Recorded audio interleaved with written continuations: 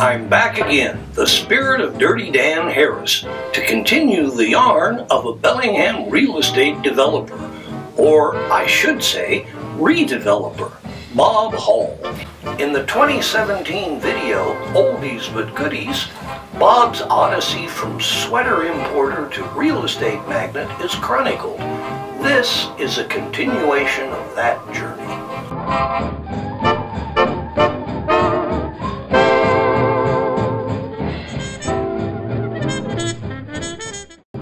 This sequel will show Bob's continuing commitment to invest not only in downtown Bellingham, but also in Olympia and Chehalis. Two of Bob's buildings, the Daylight Building and the Herald Building, are located on State Street in downtown Bellingham. The Daylight Building was one of his early acquisitions. It's the namesake of the management company located on the 6th floor of the stately Herald Building.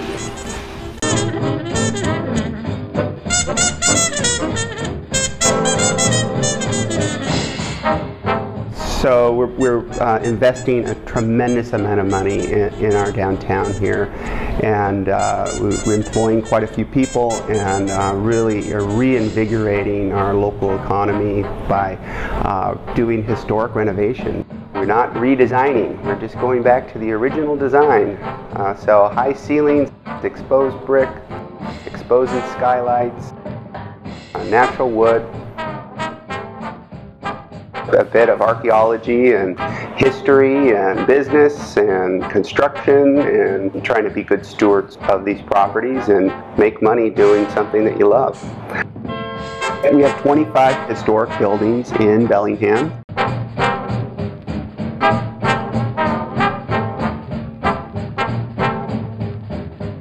And we just purchased one last year in Fairhaven. That's our first entry into that area. The Knights of the Pythias, that's in much need of our tender loving care.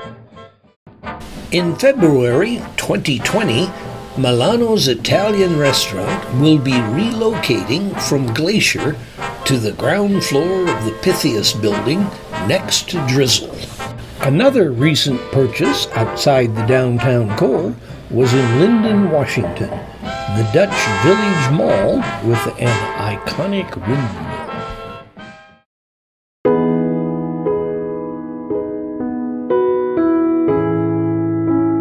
To get Bob Hall's perspective, we visit him at his home and office on South Hill.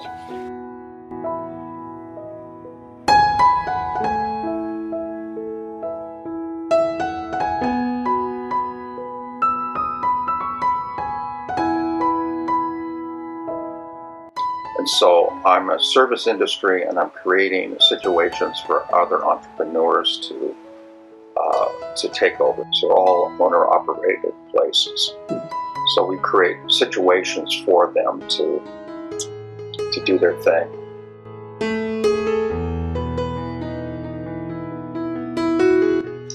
Yeah, this is an interesting transformation, being involved in the downtown now for 30 years. And very difficult to entice people downtown in the beginning, and oftentimes it was just secondhand stores. Downtown Bellingham continues to thrive in 2019. Here are a few of Bob's projects that are contributing to this renaissance.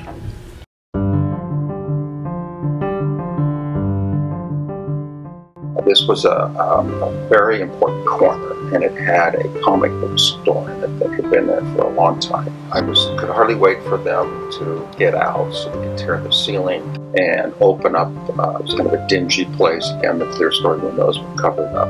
And as soon as we opened it up, another out-of-town person came and looked at it, and they had this vision for a high-end coffee shop. So I had a budget of like $50,000 or $60,000.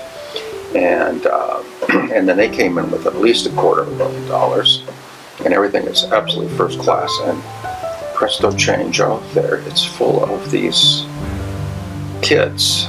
They're not really kids, they're more like 30-year-olds, but that I have no idea where they came from, but they loved it. And kind of high-end, small-plated food that wasn't that expensive.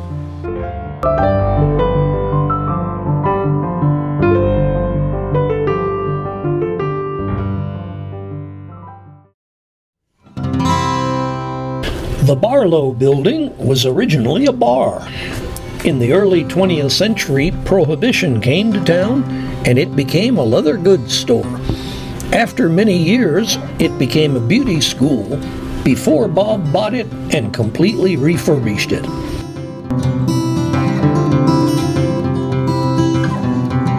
A video store became the first tenant in the new space. Then, Goat Mountain Pizza, followed by the current tenant, Black Sheep Tacos.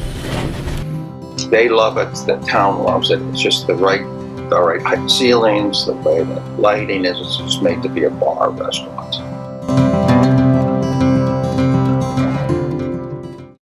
I wasn't able to look at it before it was announced. Somebody from Seattle had put it under contract for about $100,000 or $200,000 more than it was listed for. I said that I'd pay half the price that it was listed for, but I'd pay all cash. I already know everything was screwed up in it, so I wasn't going to come back and say, oh, the air conditioning doesn't work or the roof leaks. I already knew all that.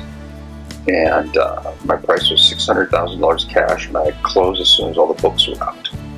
And I thought that'd be the end of it. But about another 6 months later, which was about 2 years ago, the realtor calls back and says, it's yours. But the guy couldn't get the books out. So I lowered the price by another $2,000 and took on 10,000 books or something like that. And all the shelves, and it was a mess. And then started the demo, and there was a hung ceiling from, believe it or not, from 1937 is when they modernized it and covered up the clear story windows. So there was an 8-foot area on top which was full of books. That all came out, and then this thing opened back up to this magnificent 18-foot ceilings with big skylights.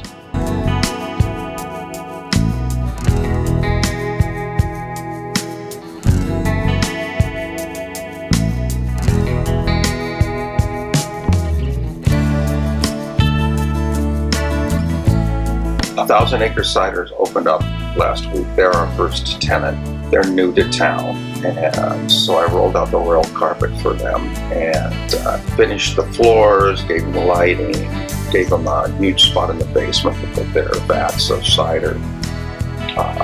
Because this is important to get someone like that interested. They put a lot of energy and time themselves in this first class, and they've had a great opening.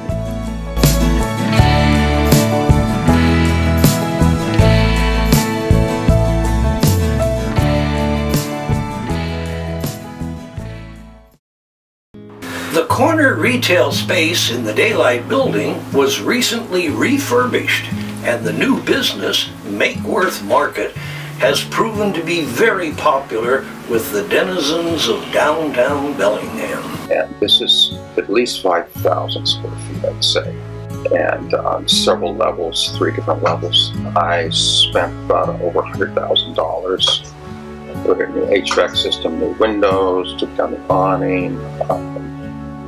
We had to make an rear exit for them, a lot of permitting and so forth. And then they put in quite a bit more money, and again, it seems to be full and active.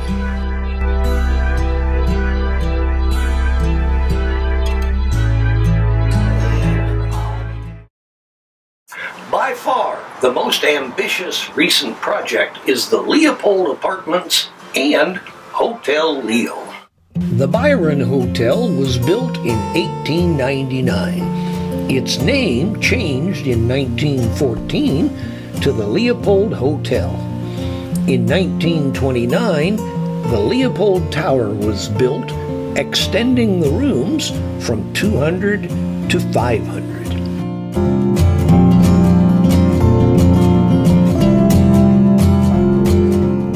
Over the years, the Leopold was considered one of the finest hotels in the area. The Tulip Room, later called the Crystal Ballroom, was the scene of many festive celebrations over several generations. The original hotel was demolished in 1967, and the annex, a modern 4-story addition, replaced it the next year. The hotel continued operations until 1988, when the Bellosphere Mall opened and large downtown retailers migrated to the mall, leaving the downtown a virtual ghost town. After the closure of the hotel, the building served as a retirement residency for 33 years. Rising operational costs and declining occupancy were cited as the reasons to end operations in 2018. I was brought on probably 4 years ago by David Johnston, who was Bob's original business partner in the Leopold.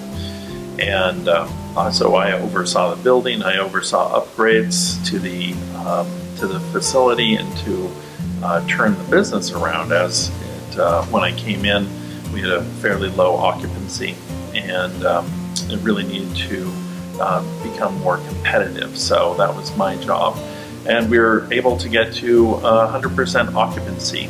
But a number of things changed in the marketplace and increased competition, and again we were experiencing occupancy issues, and finally we decided that this building should go back to its original purpose as apartments and hotel.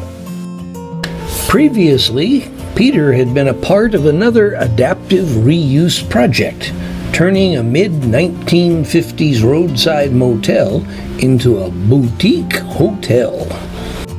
Bob and I are partners in that. We are now partners in the Hotel Leo here at the Leopold. The Leopold, as you know, has this grand ballroom. We call it the Crystal Ballroom, the Chandelier Room, the Rose Room. We're welcoming the community back into this space. As part of that, we will be working with a restaurateur and caterer to take over the kitchen, which is probably the largest kitchen in all of Bellingham, and our restaurant space, which faces out onto Cornwall. And they will be catering all these events. We'll have a cocktail bar and restaurant, and we'll be fully operational, hopefully within just a few months. The renovations of the property and styling of the hotel combine the old and new, restoring as many of the building's original features as possible. Hotel Leo currently has 40 hotel rooms, 31 of them in the annex and 9 in the tower.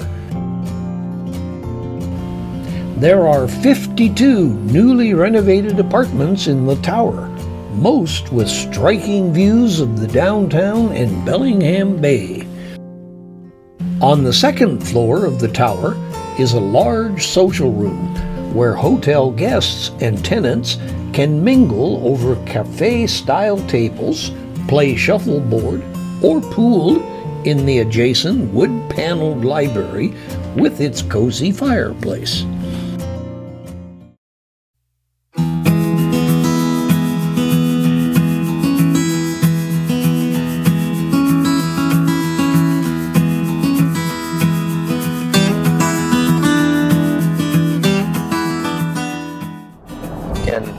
Bellingham, and there's only so many buildings that come up for sale, historic buildings. So I started buying up buildings in the county, but they were really kind of too small to fool around with. And so I started looking all around the state to see what was for sale, and expanded. Started buying buildings in Spokane, and I bought 2 buildings down south, one in Olympia and one in Chehalis. At one point, the largest building in Lewis County. It's a 6-story hotel that had 150 rooms. So now, fast forward here, and it's so difficult to drive down there, and I'm so busy with other things. I wasn't going down there at all. So I was either going to sell the 2 buildings I have down there, or to create a company down there to manage them or to work on them.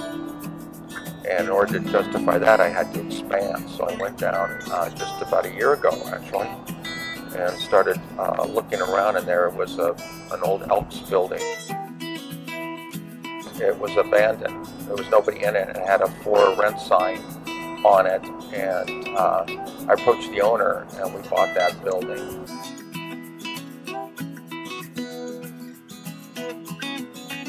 Bob went on to buy the Brunswick Opera House, a boarding house built in 1905 with 14 small bedrooms, and the improvement block on Main Street.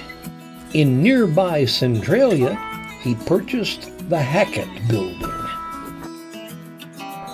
We're actually buying the buildings for $15 or $20 a square foot, which is what they'd rent out for if they were in Seattle per year.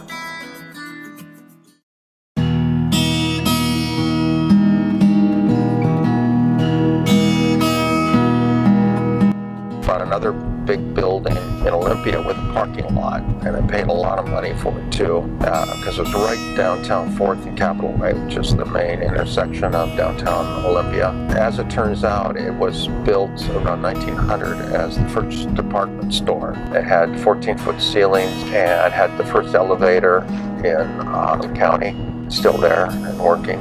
This was the center of town there, and this is where my mom would take us shopping when I was a little boy. It was called the Mottman's Department Store. So I've owned the Mottman, and we were thinking about selling it, and I thought, no, I think I'm going to have a company down there, and so then I can buy. So we sold a building in Spokane, had a tax exchange situation, and we turned it into the Security White Building, which is a 5-story. It has 100 tenants in it, to just give it a scale, but they just rent individual offices. And it was the premier office building in 1929. It has lots of marble and fancy mahogany woodwork in it. And it's also combined with a building next door called the White Building, so together the Security White Building. And it comes with a full-time manager and then a part-time maintenance man. From Bellingham, a 4-hour car ride on Highway 20 takes you to Bob's property near the Okanagan River.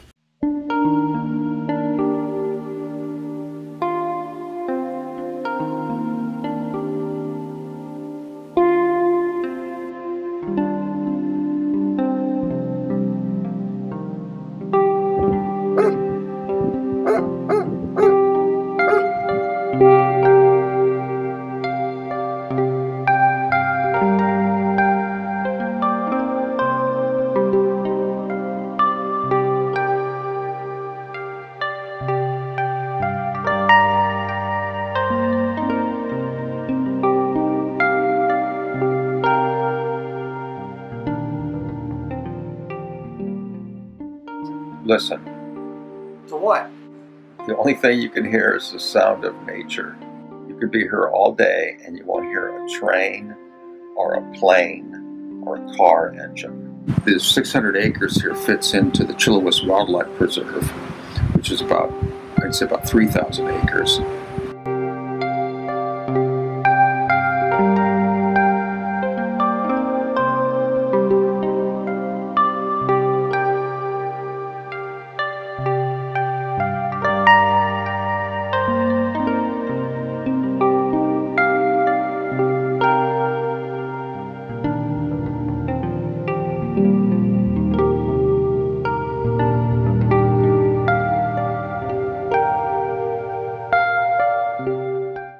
Since attending Washington State University in the 1970s, Bob had been interested in owning property on the east side of the Cascades.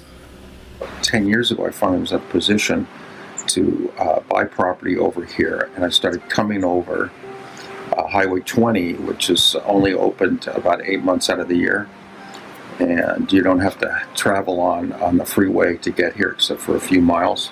So it's a beautiful drive. Bob went into the largest real estate agency in Omak and approached the oldest agent in the office. I go, hello, I'm Bob from Bellingham, and I got $1 million cash, and I want to buy the biggest piece of property I can in the county. Everybody in the office stopped. There's probably 6 people sitting at their desks, and then he puts his hands up in the air and slams it around the desk, and he goes, by gosh, you're the best customer I've ever had in my life, and we're going to get you that piece of property. Looking for months without finding a property he liked, Bob was getting discouraged. And then... the next morning he called up and he says, there was a lake that was for sale about 2 or 3 years ago, and I called the owner up. He's willing to sell it. And so we drove out here. When we were coming up the valley, I go, no, this looks like a lot of these places. There's a little tiny stream that dries up in the summertime. It's dry, dusty, it's beautiful. Everything else is great. But when we came around the bend, and here is this lake, and it's got 6 active streams flowing either right into it or right by it. And it has 3 cabins, little rustic cabins around it that were almost just barely functional. I knew right then that that's what I wanted. And the price was right, and so the next day I had it under contract. About 2 or 3 months after I bought it. This was in late June or July, early July, was a tremendous fire, the biggest fire they've had here in over 50 years. And it wasn't clear if this would survive. In fact, in our valley, Chilliwack Valley, there were 36 homes, and they claim, I don't know if they counted my homes, but 32 of them burnt. There were only 4 houses made it in this huge valley. And the odds were that I would have going to lose these 3 cabins as well. And since I paid cash, I didn't put insurance on them. And it took about a week and a half before someone could come into the cliff and look down and report the cabins were there. I came back over, and they just barely made it. The grass right up to the edge of all 3 of them had been eaten, but they have a piece of sheet metal around the edges of them, which saved them. But you come over to Loop Loop Pass, now you're in the Wild West, and people look down on this area. So if I tell my friends that I bought outside of Omak, they go, why the hell did you do that? And I say, because I can buy an entire lake with 600 acres around it and 3 cabins for the price of the cheapest house with only 100 feet of waterfront on Lake Whatcom. Toby!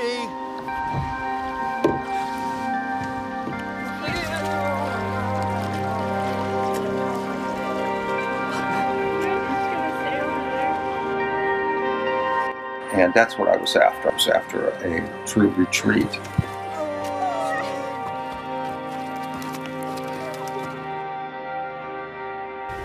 Ray Benham, a jack of all trades, is a friend and employee of Bob's and is always ready to work on projects in the downtown or at the ranch. They work together, excavating roads, clearing brush, and building rock retaining walls. It's good therapy for Bob, allowing him to forget about the vicissitudes of the real estate world.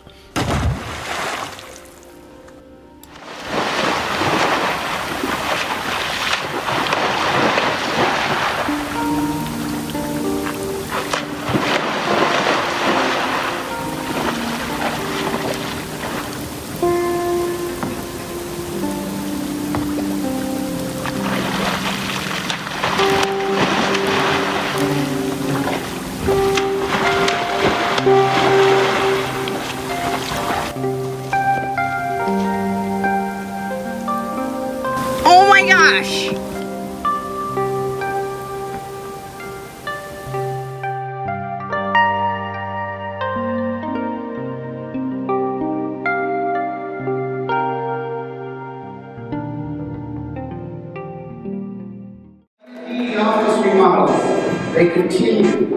Steve, right here. The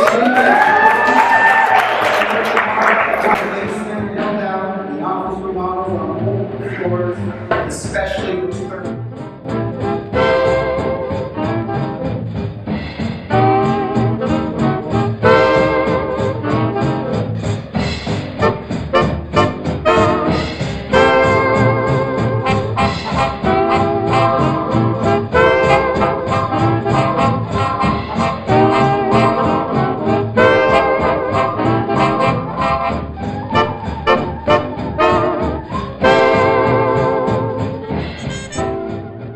I've sure enjoyed bringing you up to date in this second installment of Oldies but Goodies. So long for now.